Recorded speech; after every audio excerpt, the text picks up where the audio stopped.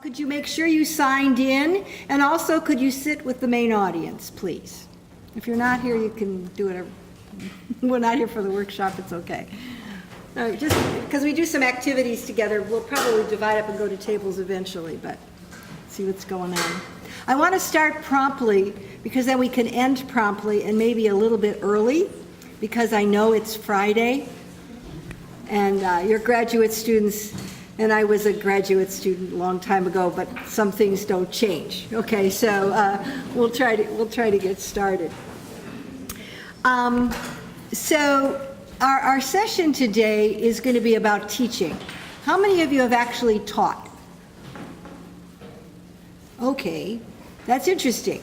All right, because you are TAs, right? And you're going to have to teach. Okay, so what we're going to talk about today is teaching backwards, which is a way we learn about how to formulate lessons in education, and also raising the bar about trying to raise the bar for your students because they're paying big bucks here to come to Drexel and we have to make them really smart, okay? All right, so to begin with, I'm going to tell you who I am, and then I understand this is not the first time you've been together, so you probably know each other. How many of you know each other pretty well? Yeah, so I'm just going to ask you for your names and majors so I get some idea, okay?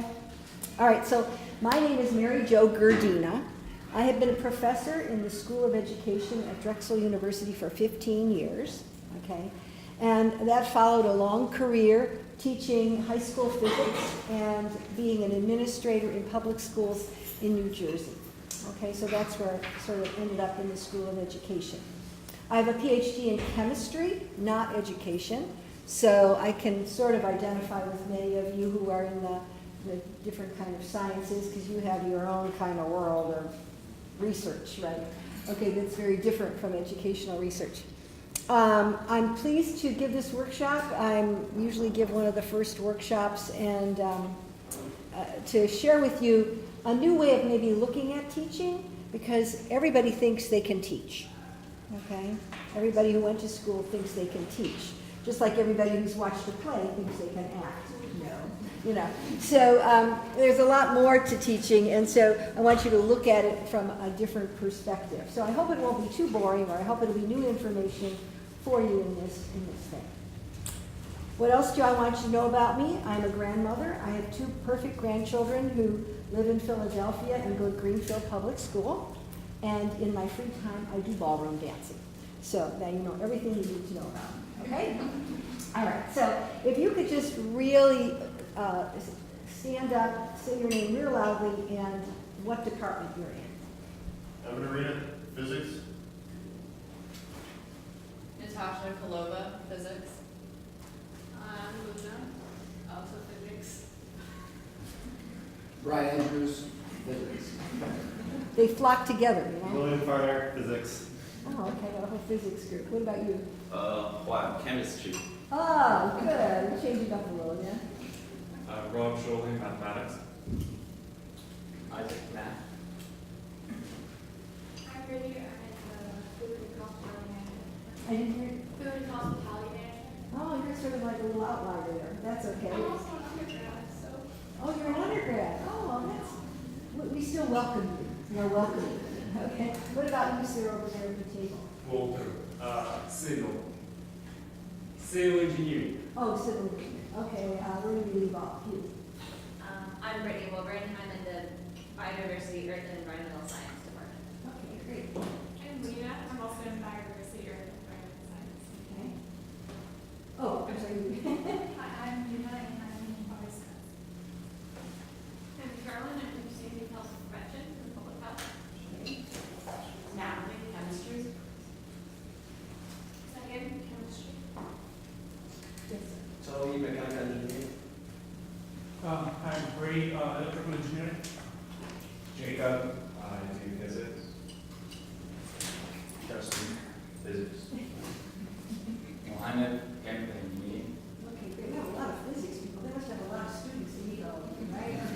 Great. Let's start with that then. and then move forward. Go ahead. I'm in Irving, chemical engineering. I'm Matt Griffin, I'm in communications. I'm Rob, I'm chemical engineering. I'm Shayna. I'm also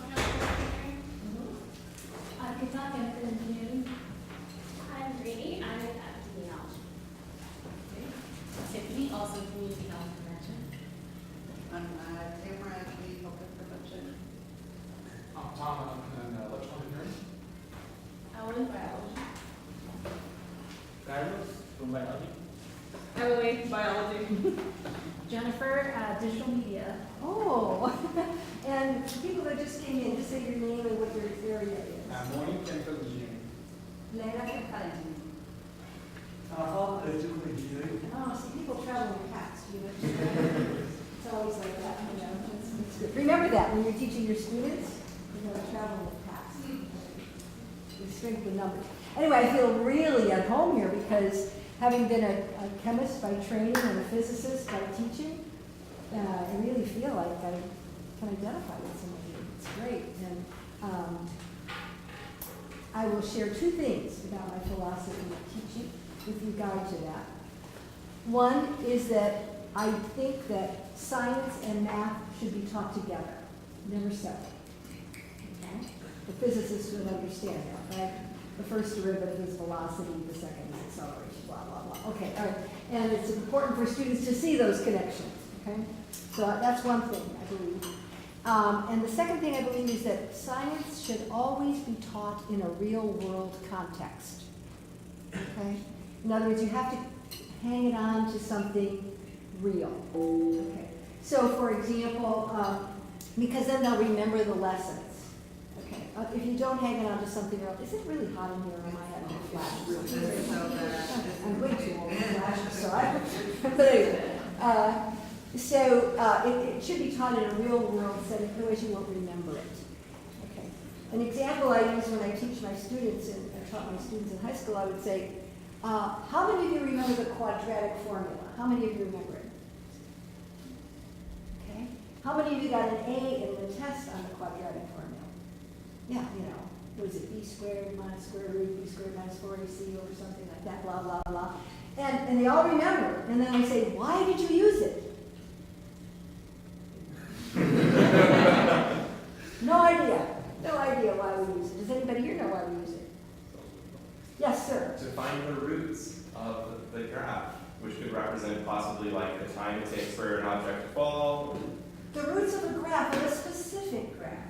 typically the quadratic graph. Which is probably displacement versus time is a really common Right, and what is a quadratic graph?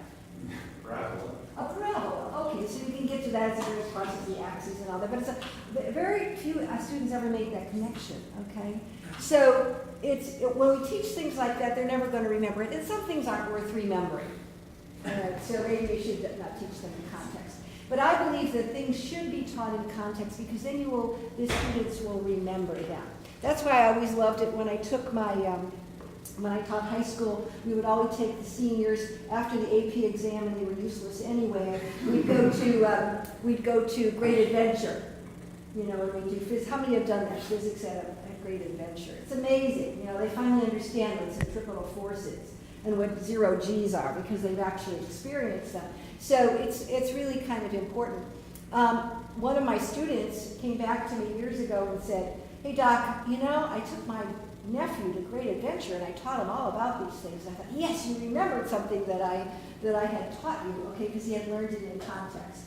That motivated me. I'm just going to give you a little brief thing to see where my headspace is that in 1990-something, I had a grant from Geraldine R. Dodge Foundation, and I actually did a program called Physics on Fifth Avenue, where I took people down Fifth Avenue and we just did things like watch our weight in the elevator in the Empire State Building and things like that. So they get this idea. And then when I came here, I had a bunch of Physics in Philadelphia projects. One of them is an app that you can download for your iPad called Physics at the Art Museum, which is all about going to our art museum. How many have been to the art museum yet? Good, it's a great place. Next time you go, put your physics glasses on. Okay, and so that's who I am, and I sort of got an idea who you are, and I've already talked too much about myself. Okay, so what do we need to know about teaching, and how do you see preparing for a teaching session? So not very many of you said that you had taught, right? Okay, so how do you think you might prepare for a teaching session? I imagine either you're teaching small groups. How many are going to be teaching small groups? How many are teaching big classes? How many don't know what the heck they're doing? So I don't know, you know, anyway, whatever you're doing, you're going to be teaching somebody, right? Many of you, it's a support lab group. Is that something that you do? Some of you, it's a problem session in math or something, a help session for students. Some of you might actually give lectures. Is anybody anticipating giving lectures? Okay, great. They don't always let you do that right away, you know. But anyway, you're going to work up to that. But anyway, when you're preparing for this session, how do you think you will do it? Anybody? No thoughts? Yes. Well, generally, kind of I give notes that I'll go through, and then in a lecture, I can go through notes, understand what I'll be teaching, what might be conveyed to students, whether it's written or PowerPoint. Okay, so you'll have notes about what you're going to be teaching? Yep. Okay, great. Anybody else? What do you do? Yes. Well, I guess my TA experience is going to be a little different because I'm going to be out in the field. So the way I prepared is going around with my professor and showing, like he showed me all the techniques that they're going to be using. So I had to notes about that so I can convey that to the students. Are these like manipulating data collecting things? Yeah, like specifically this next session that they're going to go out is like taking diameters of trees and doing tree coring, that kind of thing. So there's a lot of hands-on Okay, techniques. cool. Sounds interesting. Anybody else? So some people had to actually have to learn this technique. Yes, sir, back there. I like to go into the room and, plan out where I'm going to put things on the blackboard, whether or not they'll be able to see things on the projector and, make adjustments and develop like a plan A, plan B type of thing. Okay, so Sort of ready for fun. anything? Ready for anything. I always, when I come here, I come from a building at 3401, and I never know how the technology is going to work. Usually they have a good support team here to help me, find my presentations and so forth. Okay, yeah, plan A, plan B. Anybody else have an idea? Yes. Sometimes I try to find real life examples of the abstract ideas in teaching, but because real life examples are easier from just kind of this. Good. What subject are you going to be teaching? Differential equations. Oh, that's really fun. Oh, here I have to fall over a differential equation. I'm But you working. can find real world examples, you see, and that helps them follow the ideas. Right, good, yeah, okay, good. So we want to, especially math. Math is so abstract that if you can connect it to something real. And the same thing is in physics, So I always, I sometimes use this example. When I was a little kid, that was when the earth was cooling, we had like teeter-totters, but you don't have them anymore because children get on the head. But you know what I'm talking about, teeter-totters.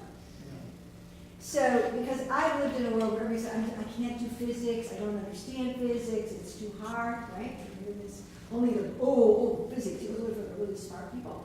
But when you were 3 years old in a playground, you knew that the chubby kid had to get in and the skinny kid had to get out. Otherwise, it wasn't going to work. So you knew all about rotational equilibrium and balancing torque. But then you go to high school and they start writing equations with cosines. Oh, and then that's like scary, right? But intuitively, we know a lot of physics, okay? Just get on a bus. Or get on, how many have ridden SEPTA since you've been here? A bus, right? Okay. Newton's laws. If you don't know anything about inertia, you learn it on SEPTA. Okay. Anyway, so that's good. We're trying to prepare for things. Okay, so let me get to the core of what point I want to make today. So, why is it not changing here? Oh, well. What is your real role as a teacher? Okay, so you are putting on your hat now as a teacher. You're moving to the other side of the desk. Okay, and we all have our ideas what teachers do, but I want you to look at it as sort of like a different kind of viewpoint. And I want you to consider the teacher first. The teacher is a filtering mechanism. Okay. And the teacher, you are an ordering mechanism. So think about yourself that this is what your role is, okay? So does anybody recognize what those things are? Sieves. Okay, so from if you do earth sampling, right, you have the different sieves, and the thing that changes is the size of the holes, okay? So I like to consider, as teaching, we have to consider sieves. So let's consider all of the knowledge that humanity has acquired in these thousands of years of existence, okay? Let's think of all the physics that needs to be known. Well, and you have your students down here. You have to filter what is important for those students, right? In other words, you can't, where do you start? And some of this is done for you. Different levels decide what we will pass on. So, different organizations, national organizations decide, like for example, those of you who teach chemistry, you have a chemistry book and it's always this chapter and then kinetics and equilibrium, right? Okay, so somebody decided that those are the things that need to be passed on to the next set of students. So different levels decide what we pass on. And much of this is out of your control, okay, because you are here now and you're not going to be asked necessarily to design the syllabus or the program of study for the students here at Drexel, but you're going to be asked by your professors, say this is what they have to learn, right? You get some kind of, or you're teaching XYZ 101, this is what has to be taught, blah. Okay, so some of this is not in your control. But what's important to remember is that you are the last and most important filter. Okay? So all of this knowledge, Drexel decides, AAAS decides, everybody decides what we should be teaching in these courses. Textbooks are given, okay? But you are the last filter. You're the last filter that's going to be the gateway for all of this knowledge to come down to those students, and that's a very important piece. Okay, so don't underestimate your thing. And so because once that door closes, nobody knows what's going on, how you covered the stuff in the textbook. Okay, so it's important to recognize yourself as a filter. Think about it that way. The next way is an ordering mechanism, and we can order things by sequence, which is obvious. There are things you will teach in Unit 1 and others will wait to Unit 10. Okay, we have in this country what we call the Henry Ford model of education. What does that mean? Yes? It's a production line kind of thing, like it's a process. Right, so Henry Ford, he made cars, right? And there was an assembly line, blah, blah, blah, blah, blah, and you put the fenders on before you put the steering wheel and blah, blah, blah. There's a sequence, all right? And so in this country, you have first grade, then you can go to the second grade, then you go to the third grade. So we have a sequencing of orders. So certain pieces of knowledge need to be done before, okay, and then maybe a little bit later. Okay. I want to just make one comment about that, though, is that as an educator of 50 years, I've seen this change now because students, because of technology, I see this with my grandchildren, don't learn linearly anymore. You don't learn linearly. What happens to you is you're on your computer and something comes up, I'm going to Google that. I don't know what that means. So students are learning in all these different directions. So education and systems of education and school systems are having to change, okay, because of this. So sequencing is important. And the next way is the importance of things. You don't always have time for everything. Okay, you don't always have time to cover everything. So this is your job, is to sort of decide what's going to be going on to the next generation and how you will order it and how you will sequence it. And at that point, I didn't do this earlier, I need you to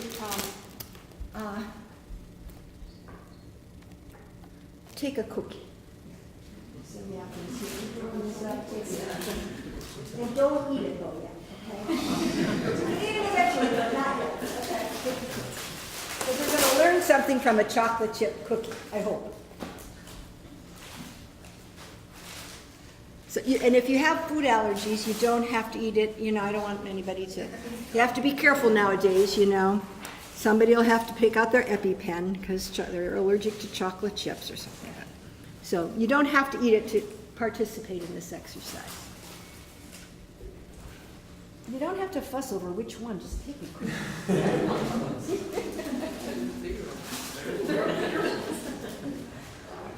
While that's happening, I'm going to get a little water.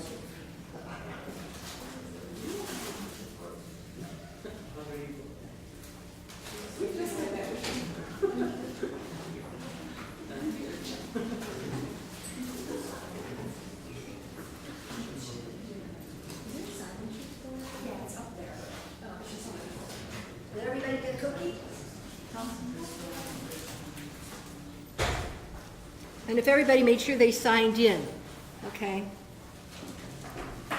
You got to get credit, you know?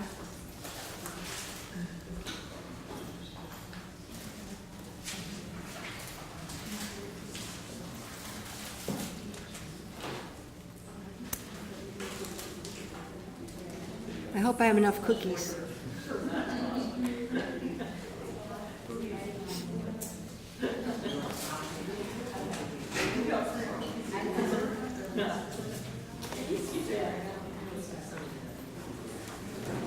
Okay, whenever you want, does everyone have their cookies? All cookies? Any extra cookies? Huh? Still passing around. Still passing you around. Some people are so selective about their cookies.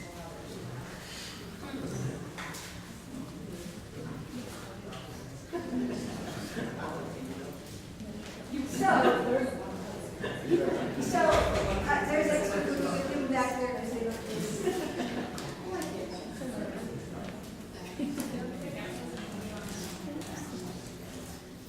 All right, so the question that we want to look at is, I want to ask you, is this a good cookie? And what grade would you give this cookie? Like if you were giving it a grade, A, B, C, F, or whatever. Okay, so you can take a little time to look at it, to caress it, to break it in half, and then if you want to, you can eat it. And you don't have to. And then you can, I'm going to hold you and see what grade you would possibly give this cookie. So I'll give you a few minutes to do that.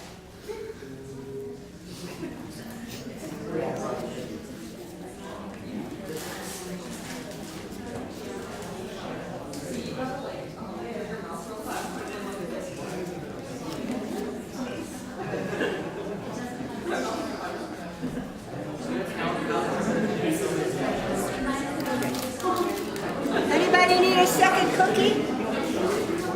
Does anybody need a second one? Because I'm going to leave the extra cookie should be at the back table. So I don't really want to take it back.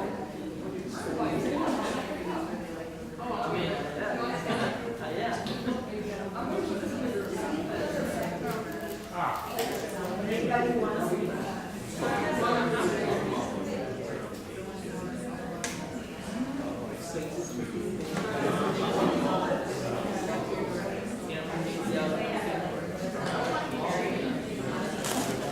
All right, I'll give you, now I want you to start thinking about, this is your grade book, and what kind of grade you're going to give that cookie, okay? So, yes, how many would like to give the cookie an A? Raise your hand. Okay. How many would like to give the cookie a B? Raise your hand. How many would like to give the cookie a C? Raise your hand. How about a D? How about F? Whoa, whoa. We have some anti-cookie lovers here. Okay. Okay. So, how come we had so many different grades for this cookie? Yes? Opinions, different perspectives. Different opinions, different perspectives? Because it's subjective. It's not the Pardon me? The grade is subjective. The grade is subjective? Okay. You don't have a measurement on how the quality of the cookie is. Okay, you don't have a measurement. Okay. Should grading be subjective? No, but it is because we didn't give you any, does that ever, anybody heard of a rubric? Okay, they didn't give you a rubric, okay? So, yeah, it's very, we don't want our grading to be subjective. This is very hard. Evaluating students is extremely difficult. We'll talk about that, okay? Because you don't want to be objective because they're going to come back at you and say, hey, so-and-so, you know, these students pay a lot of money. They come and they want their money's worth. And if you give them a bad grade, you better know why. Okay, anyway, so we give a different grade. So the lesson that's learned here is that before we can teach or assess anything, we have to know what we are hoping to achieve.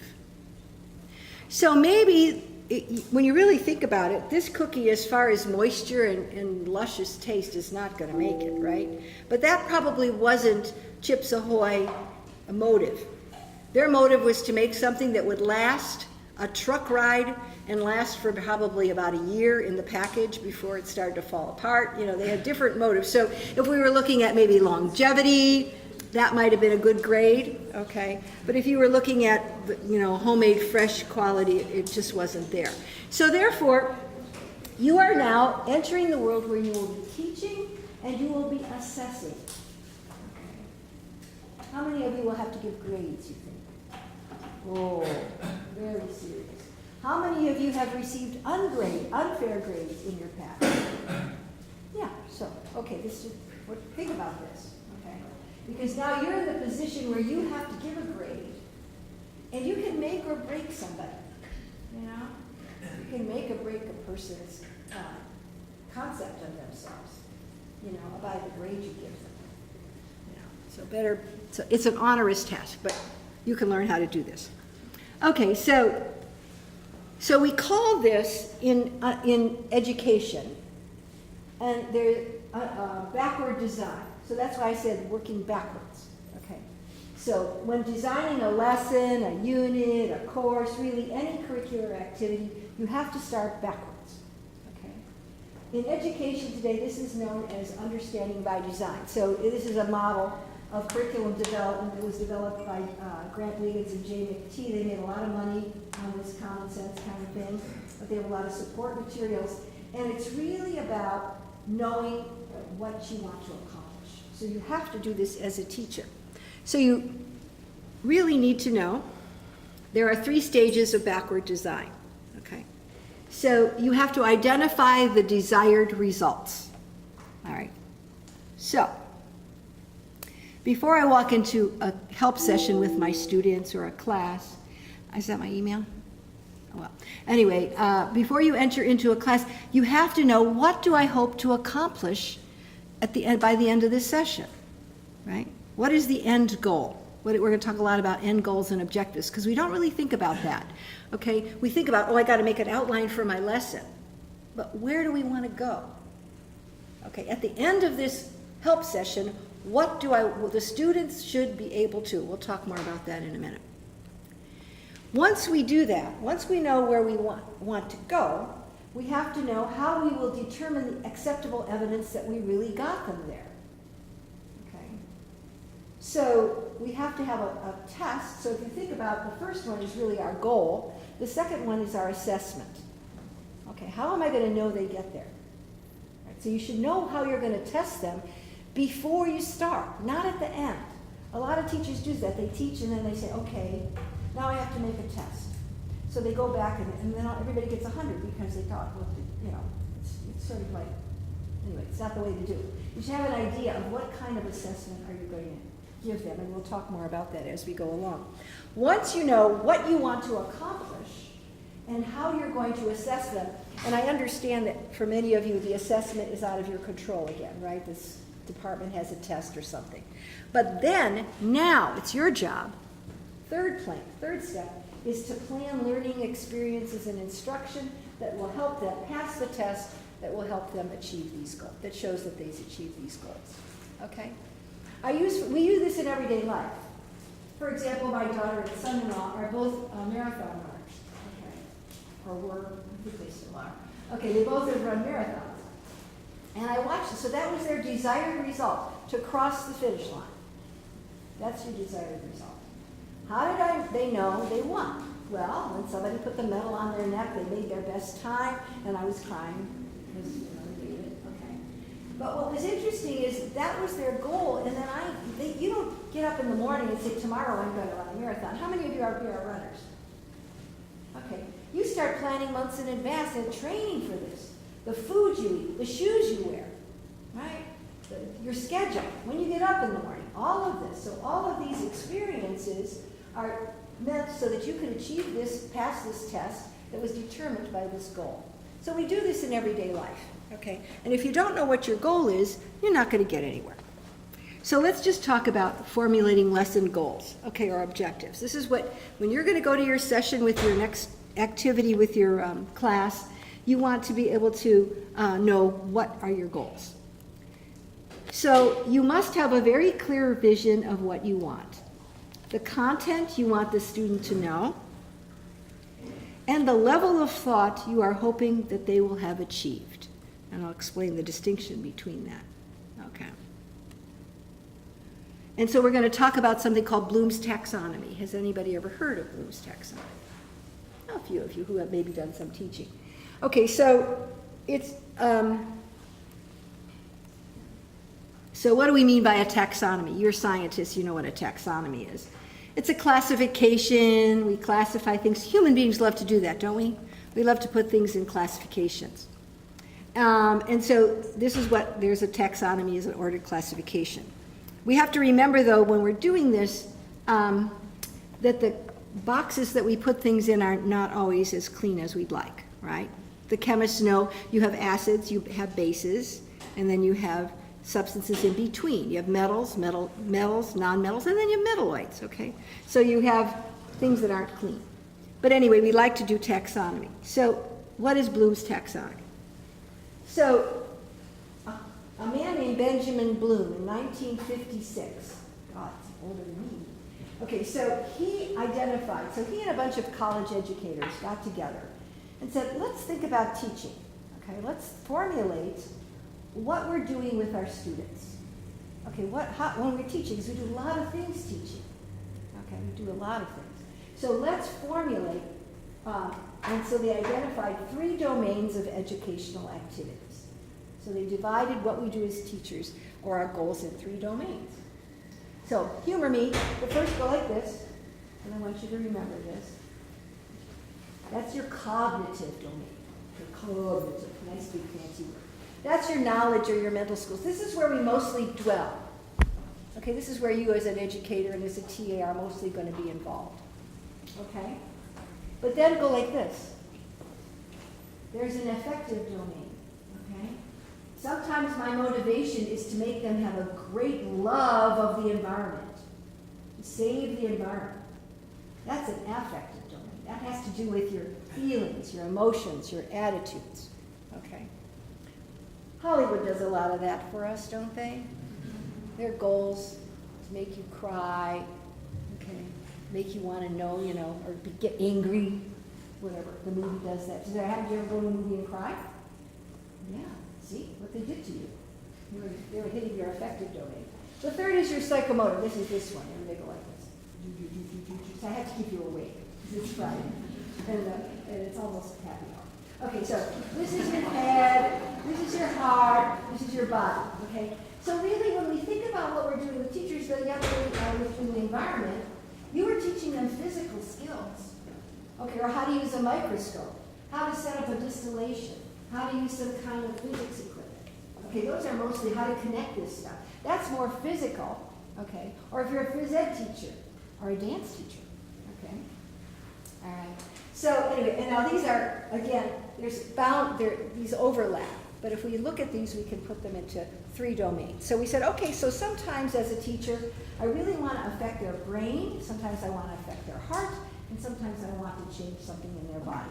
So I have to know where my goals are located. Today we're only going to work on the first, the cognitive domain.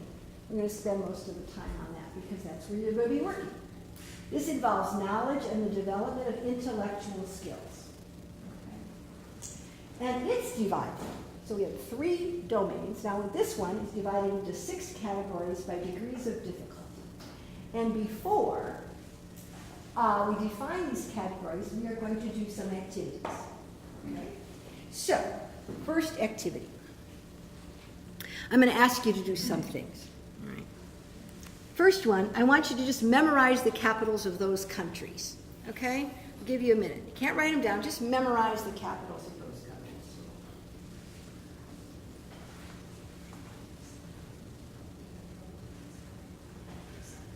Yeah, if you guys come out, that's kind of not the best room for watching stuff, but I'm afraid to move anything.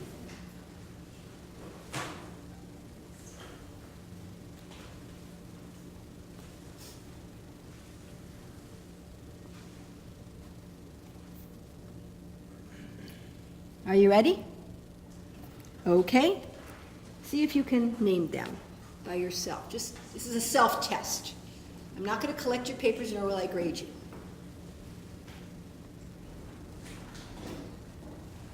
Got them? Were you able to do it? Okay, let's see. How many got them all right? Good. All right. So you did something. That was an activity. That was an intellectual activity. I was making you memorize the names of some countries. Okay? Let's try something else now. For this, you're going to have to pair with maybe one or two people. Okay? So the second activity is, I want you to write a sentence. I want you to compose a sentence in which you use the words Cinderella, nanotechnology, conflict, and constipation. Okay, so would you just take a piece of paper out and formulate together, because I'm going to ask you to share your sentences. Oh, I already have one.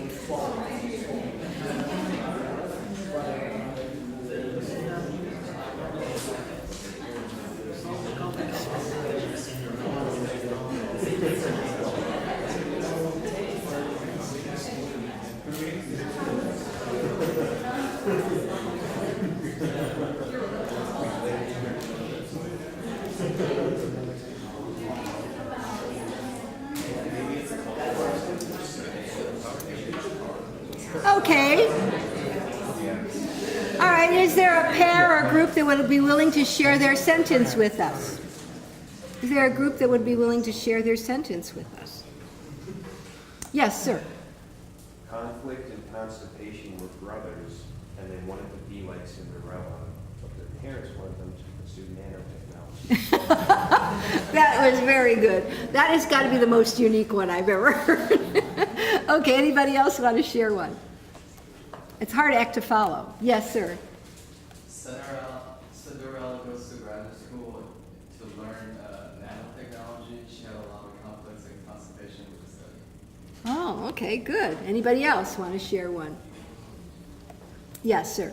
Cinderella's nanotechnology resolves her constipation conflict. Oh, okay. That's interesting.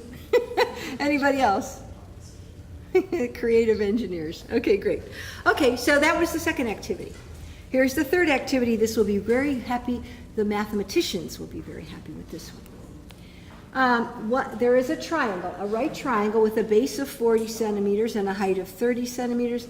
What is its area and what is the length of its hypotenuse?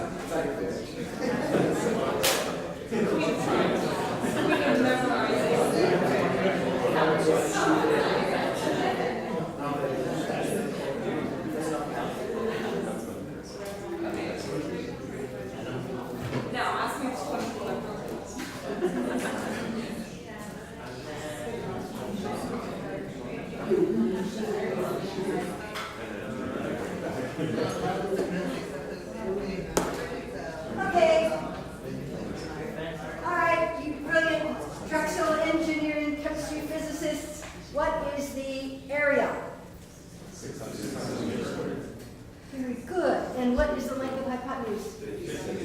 Oh, good, you all passed.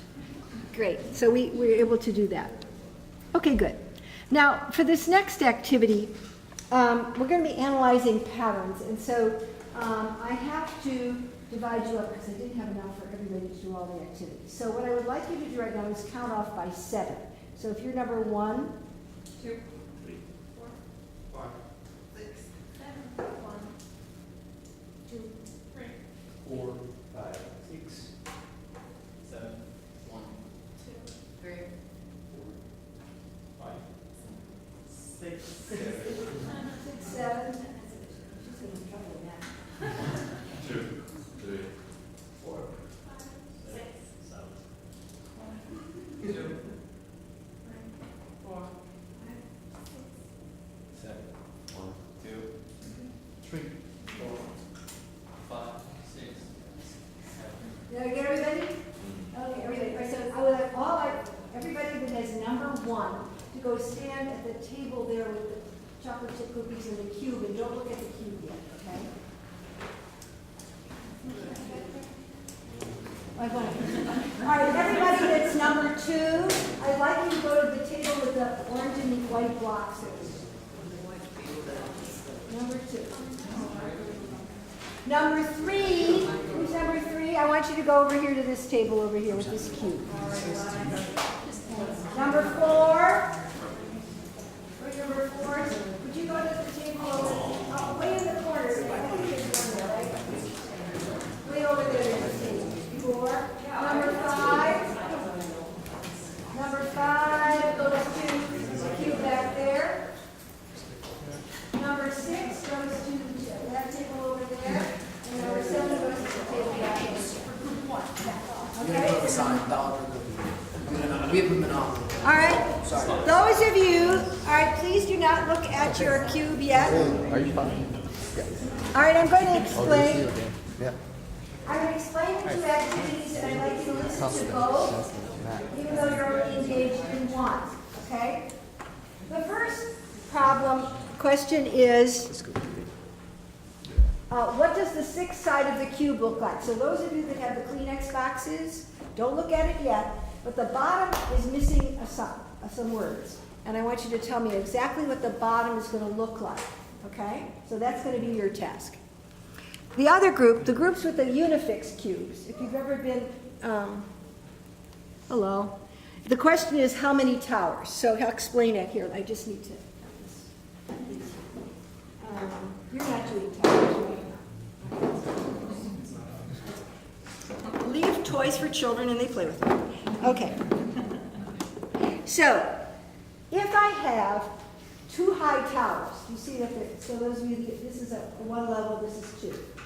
Okay? This is 1 level, this is 2. If I have 2 high towers and 2 colors, how many different towers can I make? So I can make this one, right? And I can make this one. And then what else can I make? If I have 2 different colors, are these the only 2 towers I can make out of this? make one big tower. No. 2 high towers. A different tower. I can make 1 yellow and 1 blue, right? So now I have 3 towers. Is there another possibility? A yellow and a blue on top, right? Okay, so out of this combination, I can make 4 towers, right? So your challenge is to tell me, oh, that's the wrong one. How many 4 high towers can we make? All right, and show them.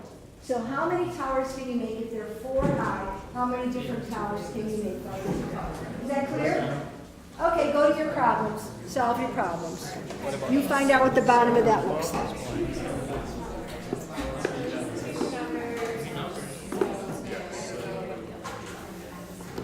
Starts with 2, 3, 4, 7, 8. So I guess it's 6. Be a name of some sort. Perhaps it's the right ones down.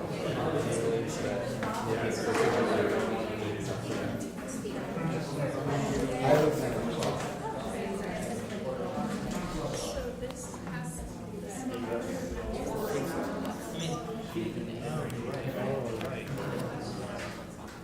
function is 6.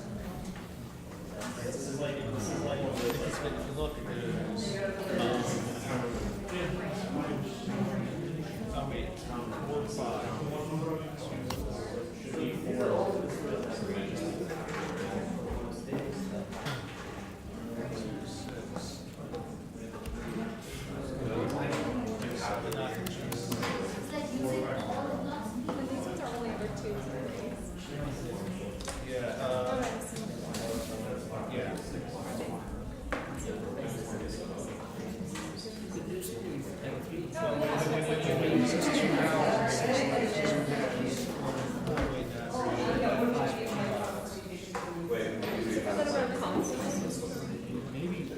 All right, I'll give you about 2 more minutes to solve your problems. Yeah, I think, yeah. So in the bottom corner, this is like what the bottom is like. In the bottom corner, 4, red.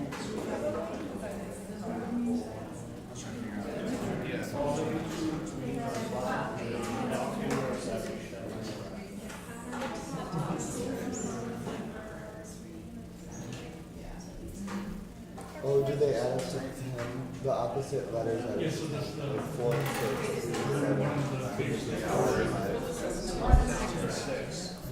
But I mean, it's 6 on the top and then 4 there.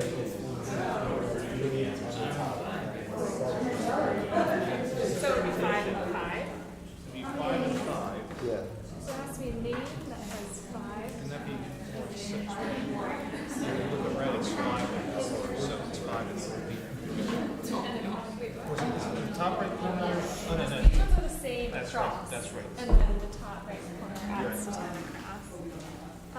Are they like, are the names gendered at all? This one has 2 vowels and 2 consonants. Alma, is it a pretty Oh, and it's like dog Oh, wait, and Roberta. It's like, they both start with the same number, so it should start with an F, right? 5. So is it like a, would it be like a female name that starts with an F? Yeah. Yeah, it's Franny, yeah. It's Franny with an Y, yeah. I guess we're not sure about that. spelling. Yeah.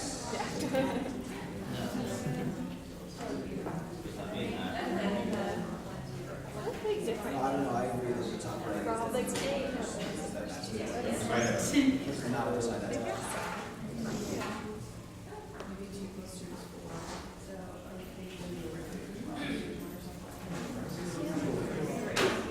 Are we done? Oh. You done? You think, okay. I think too. All right, folks, let's gather back together. I hope you appreciate that I'm trying to keep you moving around. 'Cause I know it's like I just sat through a 3-hour training at university and almost lost my mind. Yeah, you can come back to your places, we'll talk about it. All right, so for those of you that were involved with the towers, you didn't see the cube. There's a cube here that has Roberta on this side, and Rob on this side, and Alma on this side, and Alfred on this side, and Frank on the top, and there's some numbers, and they're different colors, and you have to tell me what's on the bottom. And so what did anybody come up with for sure? What do we know for sure? Or we think we know for sure? I mean, one side is female, one side is male. Okay, good. So we think, whatever that means these days. But anyway, okay, we have one side is a male named Roberta, one side is Rob. Okay, so if Frank is at the top, what do you think might be at the bottom? Some kind of Frankie or something with a girl's name, okay? What else do we know about it? That's red. Yes. So I was going to say the opposite colors are the same, so it would be red. Okay, yeah, so these two are black, these two are blue, so we guess this is red. Okay, now the hard part, the numbers. The top one is like the quantity of letters it has in the name. Okay? That's good, you're right. So what would the bottom one have? The same amount in each one. So is 3, the other one a 3. Is it 2, the other one is 2. So if 4, I don't know if that's true.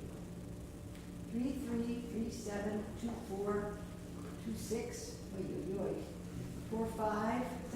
What numbers did you guess? Yes, sir. I think the top numbers, the opposite was at the 10. It was like 3 and 7 and 4 and 6. And so the top was 5, so the bottom would also be 5.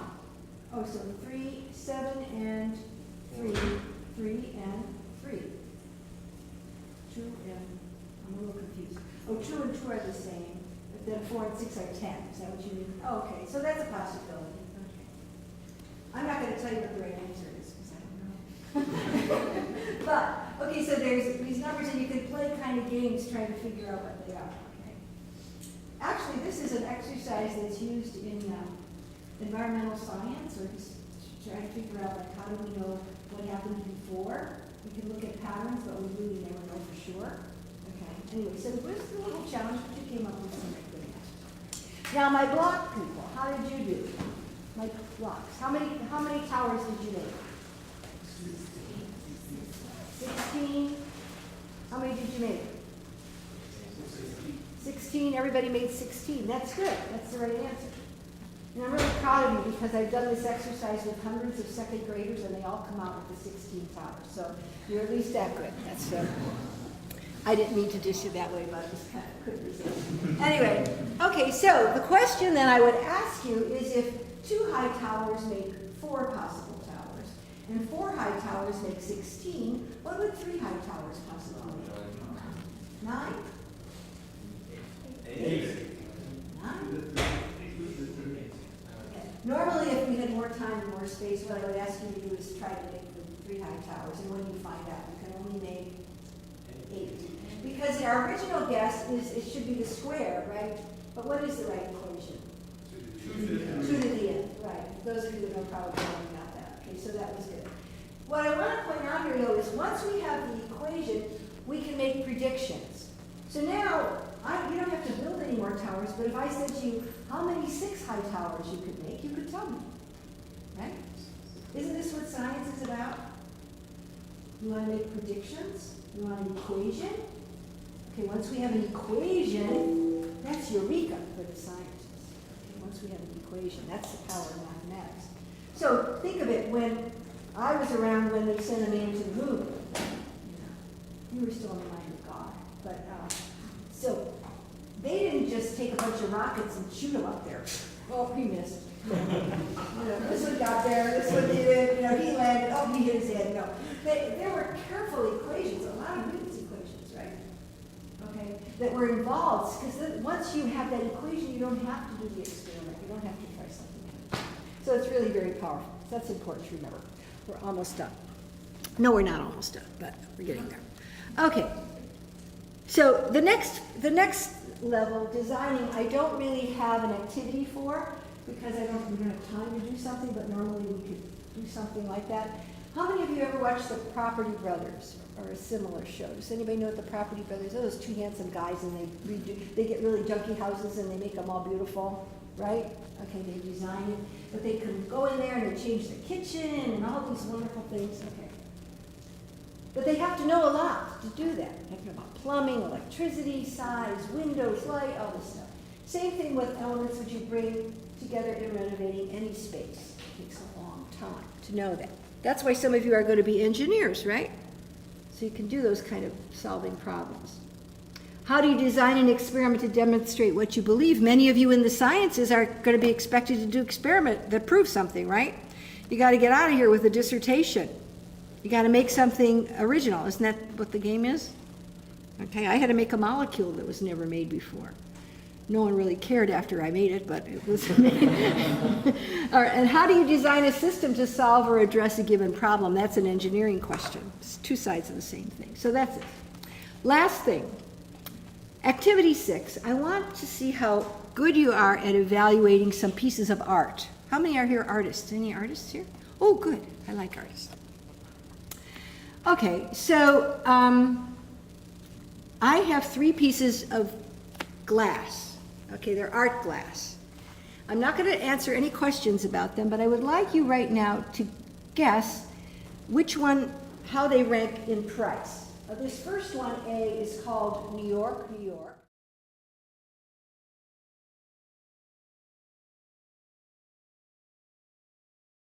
Castle. Okay, so those are 3 pieces of glassware, just like A, B, C. If you were in a store and you were looking at the prices, how would you think they might be priced?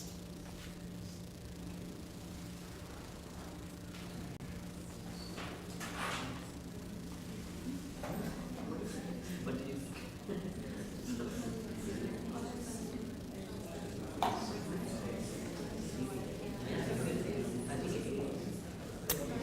Everybody got a guess? Okay, let me tell you about these pieces. How well did you do?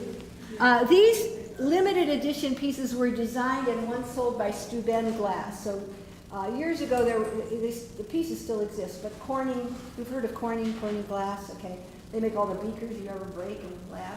Okay, they had an art division called Steuben, and they used to use artists that actually made these gorgeous pieces of artwork. They used the property of total internal reflection and the refraction of light, and they created these wonderful pieces. And so the last posted prices for these, okay, and again, were one, New York, New York sold for $51,000. It's only this high too, so pretty pricey. The Mystic Castle sold for $21,000, and the Elusive Buck sold for $14,000. How many got those right? Good, that's good. I just want to give a little side story about this. I got interested in this because I told you I did a project called Physics on Fifth Avenue. Where we go down Fifth Avenue and do experiments. And Steuben used to have a flagship store on Fifth Avenue where they had these pieces of glassware that were just, it was like going into a museum. It was really beautiful. And I was very fascinated by the Elusive Buck because of the property of total internal reflection, as you walked around it, the buck would disappear. Okay, he would come and disappear, so that's why it's called the Elusive Buck. But it was just amazing how they had, because they don't carve the inside of the glass, it's only the outside that's really carved or whatever they do. Anyway, so they were very nice to me. They let me go in there with, they had white gloves, but they let me have my laser pointer, my protractor, and they took it out of the case. And I didn't touch it, but they let me my students do some measurements. We had kind of fun with that. Anyway, that's where that came from. I think that New York became so expensive because if you look at it in a certain direction, you see the Twin Towers. And so historically, it became a really valuable piece of art. Anyway, so what did all this do other than just try to keep you moving on Friday before happy hour? Okay, is that I was trying to show you the 6 areas of the cognitive domain. So remember Bloom said the things, he's trying to categorize, what do we do to children? What do we do to students? How are we changing them cognitively? And he said, well, everything we teach is not the same. So they worked on these 6 categories. Now I'm giving you the 6 original categories. If you Google Bloom's taxonomy, which is still used today, there's slight variations, again, because we can't put things in strict boxes, okay. But the basic taxonomy still exists. So the first thing, the lowest level of teaching is the knowledge level. What did I ask you to do? First thing. Memorizing capitals of the countries, okay. To know something or to memorize something is important. I don't want to say it's not important, but it's the lowest level that you're challenging your students to. Okay. Fill in the elements of the periodic table. Okay. So they could learn patterns, they could fill it in. Does that necessarily mean they know anything about elements or the structure of the table? No.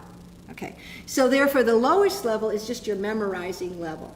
And you'll be asked to have the students know some of that, but don't just stay there. The next level, what did I ask you to do? It was about a princess. Fairy tale. What did I ask you to do? Put together a sentence with 4 words. Hmm? We put together a sentence using 4 words. Right, this was the Cinderella. Put together the words. Now, let's go back. When you were in the 2nd grade, a long time ago, right? And you had your spelling words. the first thing you did was you learned how to spell the words and learn the definitions, right? Then what did the teacher tell you to do? Make them into a sentence. So the teacher was actually, now this is a little harder than just memorizing. You had to know, what is constipation? Okay.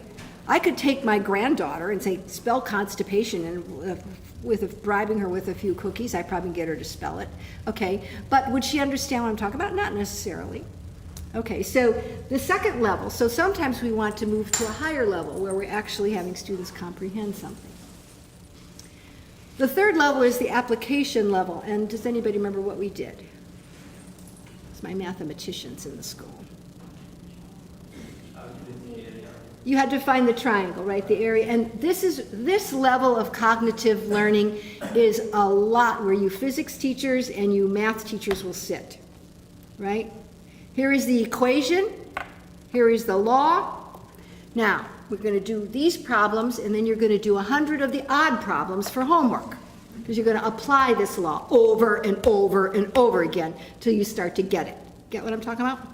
Okay, so we have different levels where now we're increasing what we're asking our students to do. The next level was the cubes and the blocks, where you had to actually analyze something. This is harder to do, okay? It's harder to actually have students analyze, break down information into component parts, okay? Here is an ecosystem, and the fish are dying. What's why? Okay, that requires not just to know the name of the fish, right? It requires to know a lot about the dynamics, the energy, and the cycles within that system. The next one was synthesis. We really didn't do anything, but I talked about the Property Brothers or designing something. Most of you on your undergraduate level probably had to construct some kind of end-of-the-year project, right? Did you have to do a project? I know, like, for example, the students in fashion design here have to give a runway show. The students in architecture have to design some building, okay? The engineers have to demonstrate some kind of solution to some kind of problem. This takes an awful lot. Students cannot just sit there and, can't just walk in the first day of Drexel and design a fashion show. Okay, so it requires, again, we're asking somebody to put together all the elements that we have taught them. And the last was evaluation, judge the information, where you had to look at those pieces of art. That's the highest level. I think of this when I watch, like the Olympics, either gymnastics or ice skating or something like that, and they give a judge a 8.6 because their foot was 2 centimeters too low. It looked perfect to me, right? But somebody who's evaluating this performance knows all the innuendos and ins and outs. Same thing with the art. Somebody would have to really know something. Is this really a Picasso or is it an imitation? Oh, wow. Okay, so there's a lot of, when you're evaluating something, this is the highest thing that we do. Okay, and notice what I said earlier, you are going to assess students. You are going to evaluate students. It's a very big responsibility. Okay, so I want you to take it seriously. All right, anyway, those were the levels, and they are not always clear distinctions. Many newer taxonomies have been suggested, and you can Google these if you want, but I know you're all going to run out and go Google them, but try to hold back a little. Okay, so now this then is when you're going to give your questions, your objectives. Okay, so each of these has certain words, and you should write clear objectives to your lesson or your session. Okay. So if I say, at the end of this lesson, the students will be able to identify the elements of the halogens, or properties of the halogens. Okay, that's a memorizing knowledge level. Okay, all right. So that again, that's something that the verbs of what I use. Look at the verbs as always; they have to be action verbs, and they should be measurable. Comprehension, I might ask them to classify something, okay? Explain, review, predict, okay? So we just studied Newton's third law, predict what would happen if x plus x happens, and that will be what? Make a prediction. That's a little harder. Application, compute, demonstrate, produce, report. As I said, this is where we spend a lot of time in math class or physics class, where we're actually applying a principle or a law in different situations. Analyzing is to diagram, illustrate, outline, relate. Okay. You might be having an engineering design project and something goes wrong. You have to analyze it to figure out where did it go wrong. That requires a little bit more thinking. Synthesizing, formulate, integrate, model, organize. Okay, so again, are you asking your students to do that? And what about evaluating? Critique this. It's tough to do. Okay, there are also goals for the psychomotor and the affective domain, and you can Wikipedia them. Don't worry.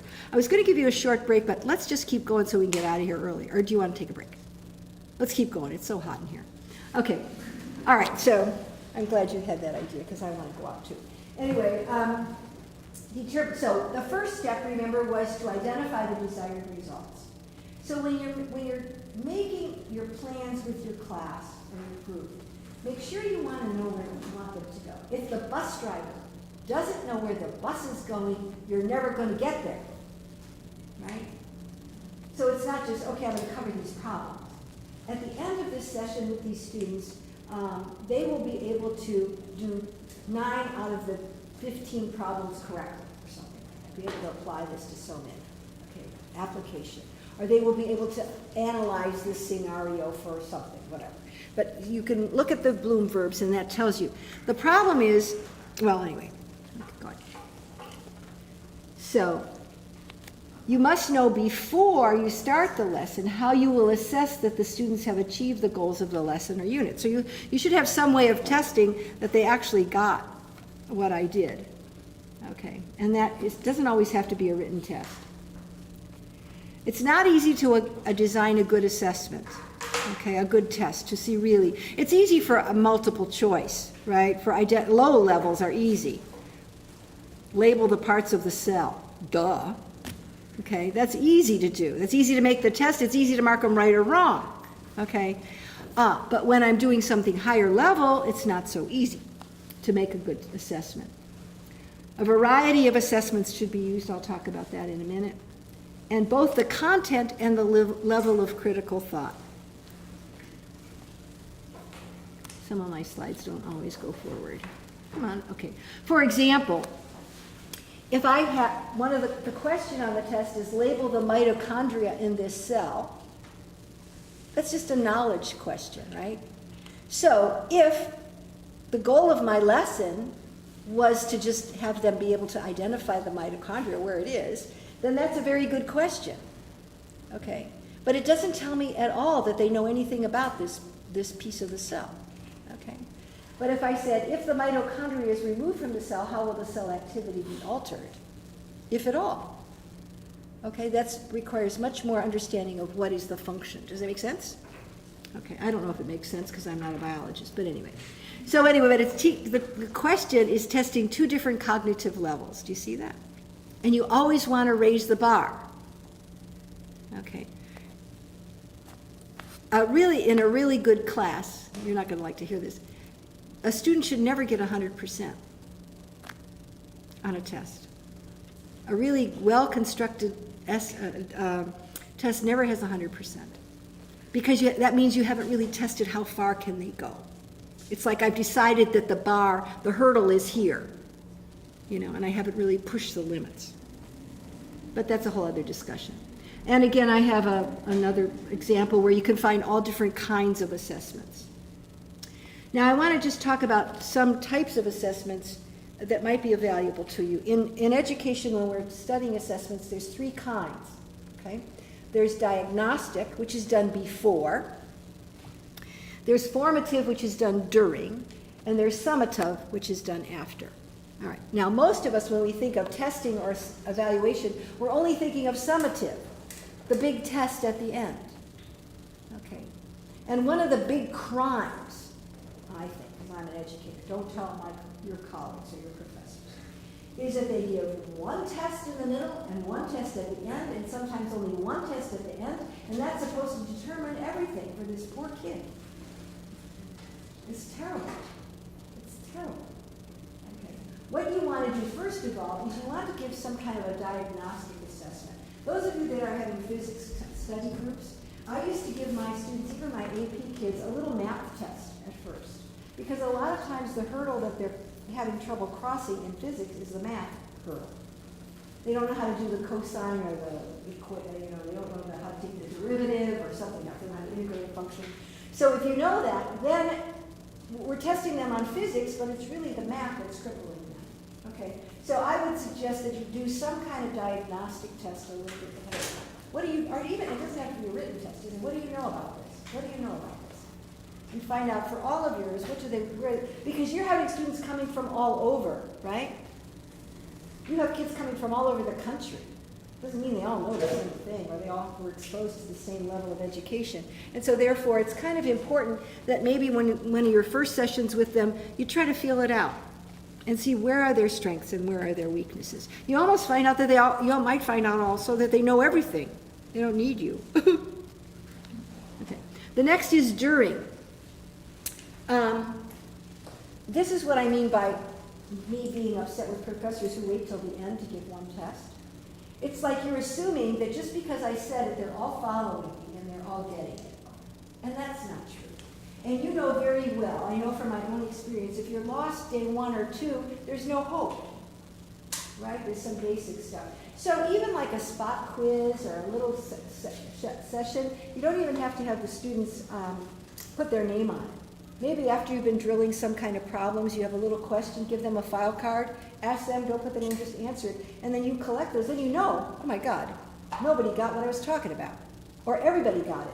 But this at least helps you design your next lesson. So formative assessments, spot quizzes, no count quizzes, whatever you can do to find out if they're along with you. Don't wait till the end. And the summative assessment, that's the last one, but they should be prepared for that. All of the things you've done make them ready for it. That's your job. Okay, so those are the types of assessments. Okay, my last thing I want to talk about is asking questions. Okay, because you're asking a lot of questions. I probably asked a lot of questions during this session. So, asking questions is very important because it reveals what you think is important. So a lot of times you're going to be asking questions. They could be written questions. They just could be questions in class. So you go home for Thanksgiving, and your grandmother says, hey, where was that nice guy you had last week or 2 weeks ago? When are you going to get married? So what is your grandmother saying to you? I want more grandchildren, right? Okay, or great-grand. In other words, the questions you ask tell you what's important. Your mother, when you were little, said, did you wash your hands? Did you say thank you? Right? Were you nice to Johnny? Blah, blah, blah, blah, blah, blah, blah. Okay, so it's really important to understand that when we're asking questions, we're asking that's important. Where is the mitochondria? Where is the mitochondria? Where is the mitochondria? If that's the only question we ask them, that's the only thing they're going to think is important, right? So questions are important. So I want to say a little bit about questions, and there's whole books and studies and things on questions. And there's a thing we call essential questions. Okay, so I want to just talk about the levels of questions. This is what we're doing. There's different types of questions. There's questions that hook. I don't know why that happened. I must have hit the wrong animation. It's kind of weird looking, isn't it? Questions that lead, questions that guide, and they're essential questions. So there's different levels of questions that you might be asking your students. Questions that hook. They ask to interest learners around a new topic. So what you want to do is they're asked these questions so you can lure them in. Okay? You can lure them in.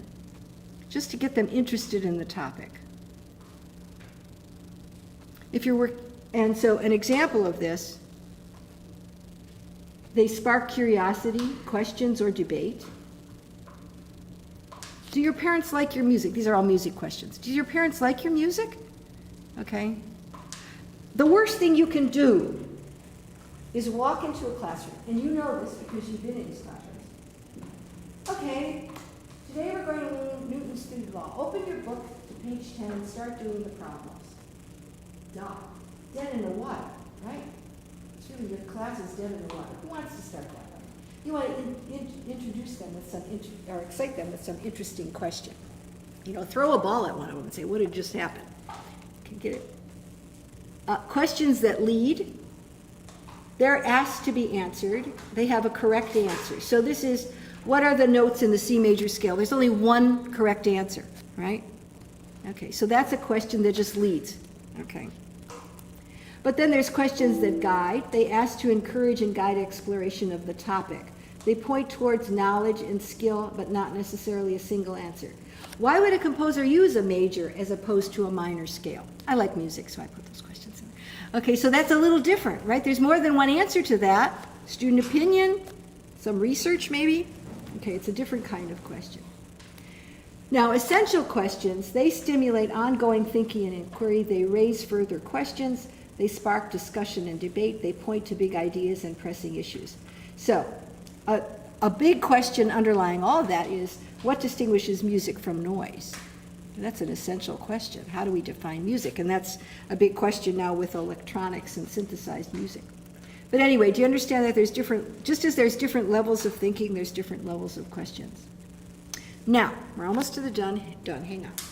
So, once we have our objectives, once we know how we're going to assess, what kind of questions we're going to be asking them, now we can start getting our lessons ready. Okay? Now you can start getting your lessons. Begin to planning. After we set the goals and determine this. And you should go prepared. Okay, so remember the filtering mechanism. Begin with a syllabus and the course curriculum. Choose a content area. So, the first thing you need to do in your daily lesson is you want to decide what your content area is that you're going to be teaching in that day. And then you want to identify what your objective is about that content. Look at your verbs. Are you challenging the students? As I said before, always keep raising the bar. Give them a question that's a little harder. And then know how will you measure that they've achieved these objectives. And a few things about your outline. Again, I call it a lesson outline, but whatever your session is. Think beginning, middle, end. Okay, don't just go in there and walk in and start. Think this is my beginning, this is going to be the middle, and this is going to be the end. Okay. Introduce the lesson. As I said, try to use a question that hooks or get them excited about being there.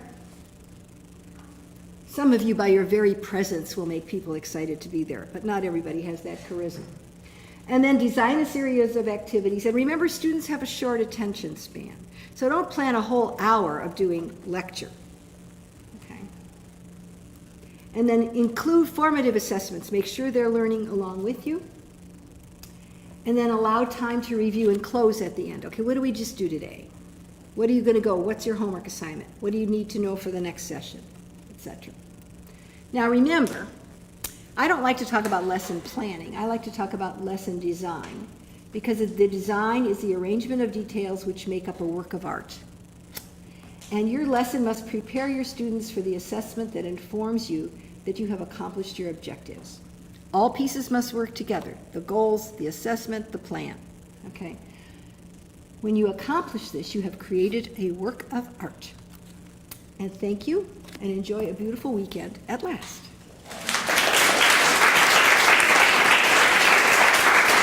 So, if you don't tell them we got out early, I won't, okay? Does anybody have any questions for me?